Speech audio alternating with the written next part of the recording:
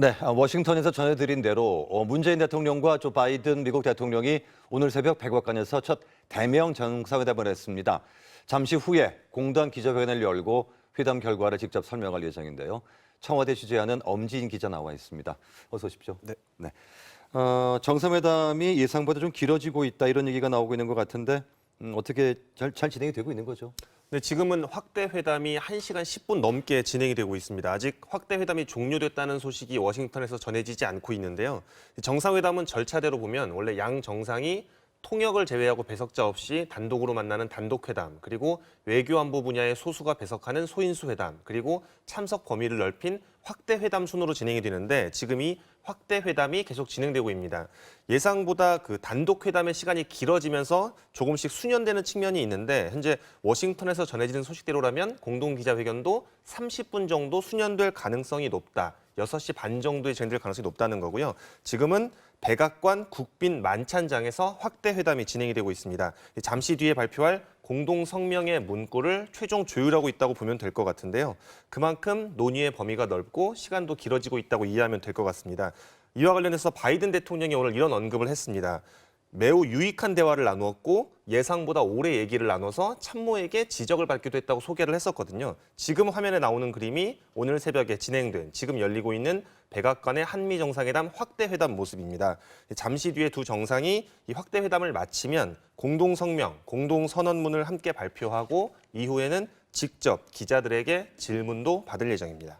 네, 두 정상이 이러저런 얘기를 했고 꽤 진지한 논의를 했다는 얘기를 했었는데 주요 발언들 좀 소개해 주시겠어요?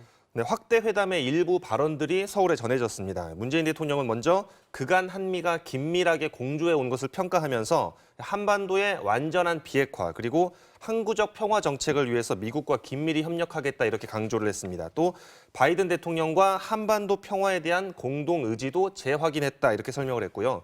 코로나 대응과 반도체, 배터리 분야 등 경제 협력 분야를 언급하면서 한미 관계를 더욱 확대해 나가자 이런 뜻도 내비쳤습니다. 문 대통령은 그러면서 세계가 지금 미국의 리더십을 기대하고 있다. 경제 회복, 기후변화 대응 등 글로벌 현안을 논의하기 위해서 서울에서 다시 만나자 이런 제안까지 했거든요. 바이든 대통령 역시 한미 관계를 더욱 확대해 나가자는 데 공감하면서 앞서 설명했듯이 매우 유익한 대화를 나누었다 이렇게 평가했습니다.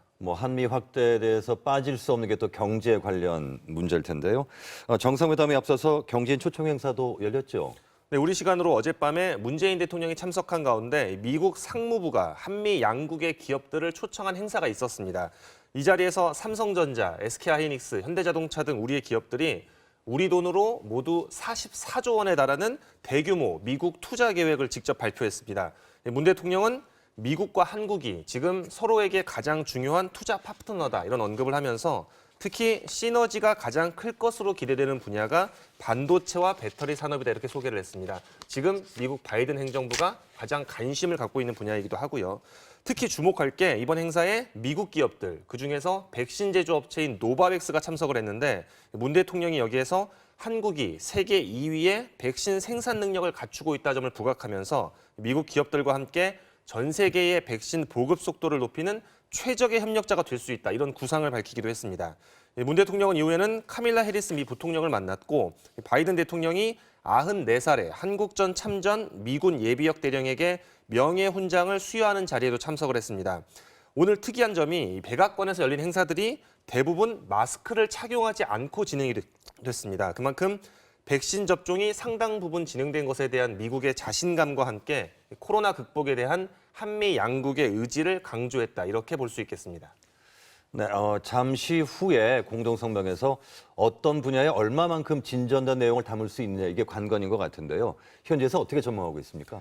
이렇게 전망할 수 있을 것 같습니다. 한미 양 정상이 오늘 새벽에 언급한 내용들, 그리고 그동안 한미 실무그룹에서 논의한 사항들을 정리해보면 크게 5가지 이슈 정도로 좁힐 수 있겠는데요. 먼저 굳건한 한미 동맹을 확인하고 강화한다. 그리고 한반도 비핵화와 평화 프로세스 재가동을 위한 대북 정책 공조 방안이 담길 것으로 보이고 또 우리가 가장 관심을 갖는 사안이죠. 코로나19 극복과 백신 협력에 대한 내용도 여기에 포함될 것 같습니다. 반대로 미국이 관심을 갖고 있는 분야, 반도체와 전기차 배터리 같은 경제 협력 방안도 논의된 것으로 보이고요. 기후변화 등 글로벌 이슈에 대한 공동 대응과 협력을 강화한다는 취지의 내용도 담길 것으로 예상이 됩니다. 네.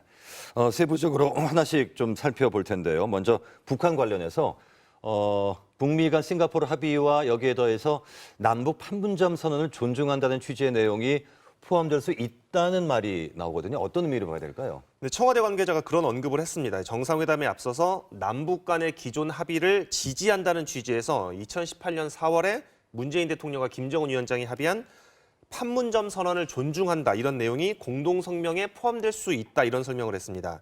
이게 어떤 의미냐면 북미 대화, 남북 대화의 복원을 위해서 특히 남북 관계의 자율성을 어느 정도 물론 대북 제재라는 현실적인 틀 안에서 존중할 수 있다 이런 취지인데요. 미국 정부가 남북 대화는 물론이고 관여 그리고 협력까지 지지한다 이런 내용이 담길 수 있다는 전망도 지금 현지에서 나오고 있습니다.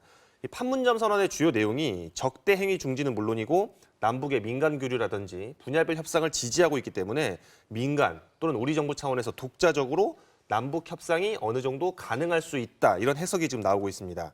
이 바이든 행정부가 최근에 대북 정책 검토를 마치고 실용적이고 유연한 접근을 강조해왔기 때문에 이 북한을 대화의 틀로 다시 부를 수 있도록 북미 정상 간의 싱가포르 합의를 토대로 하되 다시 시작하는 것이 아니고 기존의 합의를 토대로 하되 여기서 좀 더 진전된 내용을 오늘 담을 수 있다 이런 뜻으로 보입니다. 다만 대북 제재 완화라든지 종전선언 같은 현실적인 제약이 있는 표현들은 오늘 공동성명에는 담기지 않을 것으로 전해지고 있습니다. 네.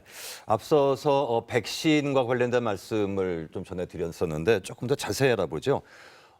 우리 정부가 장기적으로 백신 파트너십을 구축해서 안정적인 수급 체계를 갖추고 싶어 하고 이렇게 진행을 하겠다고 말을 했는데 관련해서 한미 보건장관 회담도 열렸죠. 예, 오늘 새벽에 보건장관 회담이 진행이 됐습니다. 이 백신 문제는 단기와 장기의 문제를 좀 구분해 보자는 게 우리 정부의 취지입니다. 이 단기적으로는 미국이 가지고 있는 여유분, 최근에 미국이 8천만 회분을 해외에 제공할 수 있다. 앞서 워싱턴 특파원도 언급을 했지만 이 중에 우리가 일부라도 미리 빌려 쓰고 나중에 갚는 형태로 이게 바로 백신 스와프거든요. 이에 대해서 어느 수준까지 공감대를 이룰 수 있느냐에 일단 우리 정부가 관심을 갖고 있습니다. 다만 이 부분은 앞서 워싱턴에서 설명했지만 미국이 자체적으로 가진 기준이 있습니다. 확진자가 다수 발생했거나 개발도상국인 나라들, 즉 인도와 중남미가 우선순위로 거론되기 때문에 백신을 우리나라가 당장 대량 확보하는 것은 쉽지 않을 거다 이런 전망이 지금 나오고 있습니다. 때문에 정부는 장기적으로 백신 수급 체계를 갖출 수 있는 백신 허브를 만드는 데 좀 더 신경을 쓰고 있는데요. 이와 관련해서 지금 코로나19 주무부처인 권덕철 보건복지부 장관이 미국 현지에 가 있습니다. 오늘 새벽에 한미 보건장관 회담이 진행됐는데 백신 협력에 대한 좀 더 구체적인 방안이 논의된 것으로 보이고 현지에서 지금 삼성바이오로직스의 모더나 위탁 생산 계약 그리고 SK바이오사이언스의 노바백스 기술 이전 생산 계약이 곧 체결될 거라는 지금 말이 나오고 있거든요. 그래서 이런 기업들 간의 백신 생산 기지와 관련된 계약과 별개로 정부 차원에서 직접 우리 산업부와 보건복지부가 뛰어들어서 해외 제약사와 만나서 백신의 연구 개발, 독자적인 생산, 그리고 국내 공장 설립을 위한 투자 이런 협약들을 체결할 수 있다. 이런 방침인 것으로 지금 전해지고 있습니다. 네. 그러면 이번에는 그 군사 문제, 그 미사일 우리 사거리 제한이 있잖아요.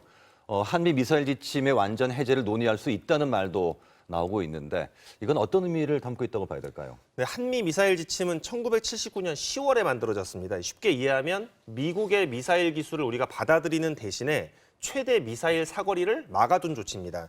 그동안 여러 번의 개정을 통해서 탄두의 중량 제한을 풀고 고체연료도 쓸 수 있게 개정은 여러 번 했는데 여전히 탄도미사일의 사거리를 800km 이상을 쏠 수 없도록 제한해둔 조치가 남아 있습니다. 이걸 이번에 완전히 풀 수 있다는 설명인데 청와대는 이것이 문재인 정부가 그동안 추진해온 미사일 주권 확보 차원이다 이렇게 설명을 하고 있습니다. 원칙적으로는 사거리에 구애를 받지 않는 탄도미사일 개발도 가능할 수 있습니다. 다만 이것이 군사력 경쟁 차원이라기보다는 인공위성이나 우주개발, 특히 군사용 첩보위성 개발이 가능하겠죠. 이 과학기술 분야의 자율성을 확보하는 의미가 크다 이렇게 설명을 하고 있습니다. 이와 별개로 원전 산업에 대한 협력 방안도 정상회담에서 논의된 것으로 보이는데 한미 간 기술 협력으로 제3국에 공동 진출하는 방안이 유력하게 검토됐다고 합니다. 자, 한미 정상회담 이후에 이제 문 대통령의 남은 방미 일정도 궁금한데요. 현재 배터리 공장 방문도 예정이 돼 있다고요. 네, 문 대통령의 일정을 소개해드리기에 앞서서 지금 워싱턴에서 들어온 소식에 의하면 확대 회담이 조금 전인 6시 12분에 종료가 됐습니다. 잠시 뒤에 공동 기자회견이 진행될 것으로 보이고 확대 회담이 6시 12분에 종료됐으니까 이제 잠시 뒤에 발표할 공동 성명의 문구를 최종 조율하고 있다 이렇게 이해하면 될 것 같습니다. 잠시 뒤에 양 정상이 직접 기자들 앞에 서서 생중계되는 방향으로 직접 공동 성명을 발표하고 기자들과 질의응답도 받을 예정인데 오늘 정상회담이 끝나면 공동기자회견까지 모두 일정이 끝나고 나면 문 대통령은 먼저 한국전 참전 기념공원 안에 세워지는 추모의 벽 착공식에 참석할 예정입니다. 우리 정부의 예산이 지급된 곳이기도 하고요. 이후에 애틀랜타로 이동하게 되는데 말씀한 대로 SK의 현지 공장, 전기차 배터리 생산 공장인데 이곳을 지금 방문할 것으로 알려졌습니다. 바이든 정부가 관심을 갖고 있는 분야고요. 앞서 설명한 백신 관련 행사를 문 대통령이 직접 참석할 가능성도 물론 남아 있습니다. 아직 현지에서 정확한 소식은 들어오지 않지만 가능성은 남아 있고요. 문 대통령은 모든 일정을 마치면 우리 시간으로 일요일 밤에 서울에 도착할 예정입니다. 네. 엄지인 기자와 함께 문재인 대통령과 조 바이든 미국 대통령의 정상회담 관련 소식을 알아봤는데요. 조금 전에 6시 12분에 네, 우리 시간으로 6시 12분에 종료됐습니다. 네, 그리고 이제 기자회견이 잠시 후에 열릴 텐데 열리면 바로 현장 연결하도록 하겠습니다. 오늘 말씀 잘 들었습니다. 네.